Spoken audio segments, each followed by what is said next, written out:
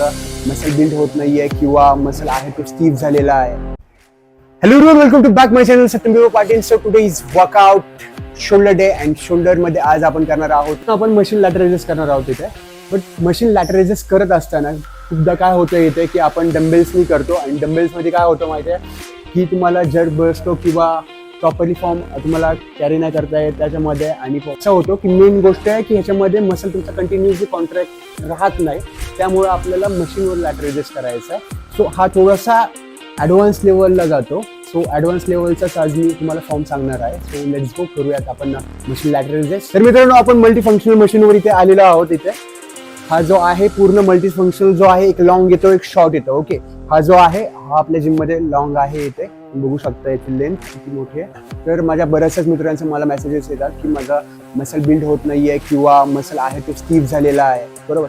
But ह्याच्यामध्ये काय होतं माहिती आहे तुम्हाला की जेव्हा तुम्ही जिममध्ये येत आहेत ना, कंटिन्युअसली त्याच व्हेरिएशनमध्ये तुम्ही वर्कआउट करत असता जिममध्ये. ओके, सो बॉडी काय करते, ती ॲक्सेप्ट करते, अडॉप्ट करून घेते की तोच मसल तेवढाच आपल्याला पंप द्यायचा आणि प्रॉपरली तेवढाच तुम्हाला मसल पंप भेटतो आणि तुमचा साईज पण त्याच्यामध्ये गेन होत आहे. त्यासाठी तुम्ही तुमच्या मसलला वेगवेगळे व्हेरिएशन जेव्हा देताल ना, तेव्हा प्रॉपरली तो मसल तुमचा फटीक होऊन गेन होईल. ओके, सो त्यासाठी आपल्याला व्हेरिएशन ठेवायचे वेगवेगळे. त्यामुळे आपल्याला कसं होईल, याच्यामध्ये मॉडरेट वेट लावायचं किंवा वेट लाईट ठेवायचं, एकदम प्रॉपरली फॉर्ममध्ये तुम्हाला परफॉर्म करायचं आहे याच्यामध्ये. सो तुम्ही हेवी वेट लावाल तर इंजुरीचे चान्सेस पण वाढणार तुम्हाला आणि मसल तेवढ्या लेवलला फटीक जाईल. बट तुमचा फॉर्म जर चांगला नसेल तर प्रॉपरली त्या लेवलपर्यंत तुम्हाला फटीकनेस जाणवणार नाही. सो फर्स्ट ऑफ ऑल आपल्याला इथे हँडल लावायचा आपला आणि वेट एकदम लाईट लावला. मी 5 kgs लावला, 2.5 kg समथिंग आहे तो. ओके, सो फर्स्ट आपल्याला शोल्डरच्या लेंथमध्ये हँड पकडायचा इथे असं. ओके, हँड पकडल्यानंतर ना आपल्याला शू जो आहे तो इकडे हे करायचा, हील करायचा. ओके, हील केल्यानंतर ना आपल्याला सो राईट वाला लेग्स आहे लेफ्ट वाल्याच्या हीलच्या लाईनअप मध्ये आणि इकडे आपल्याला हे पकडायचं. ओके, दिसला तुम्हाला? चेस्ट अप करायचं ह्याच्यामध्ये आणि लॅटर रेजेस करायचं प्रॉपर.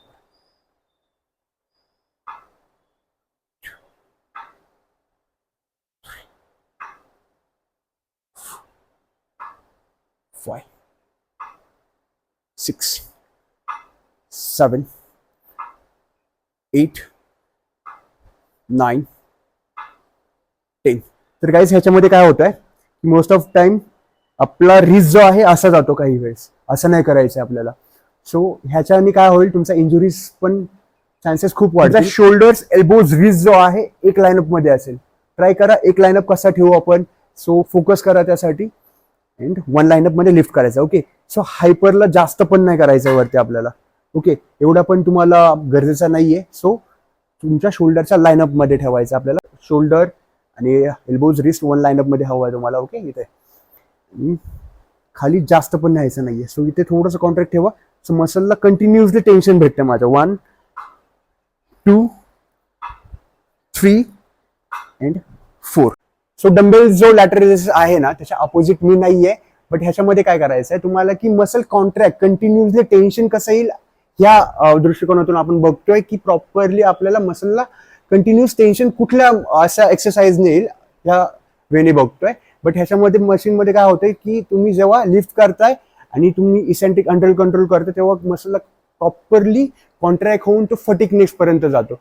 बट डंबेलमध्ये काय होतंय की कंटिन्युअसली टेन्शन राहत नाही. डंबेल जेव्हा वरती घेईल तेव्हाच तुमचं प्रॉपरली टेन्शन राहतं. ओके, खाली आल्यानंतर तुमचा कंटिन्युअसली टेन्शन राहत नाही. सो मशीनमध्ये राहतो म्हणून आपल्याला हा एक्सरसाइज आपण प्रॉपरली घेत आहोत तिथे. तर मित्रांनो, सेम वेटने आपण करणार आहे लेफ्ट हँडचा लॅटर रेजेस. सो तुम्हाला असं थोडासा कन्फ्युजन नाही वाटायला हवा आहे म्हणून आपण लेफ्ट हँडनी पण घेऊया तिथे. ओके, सो फर्स्ट आपल्याला इथे लिफ्ट करायचं आहे.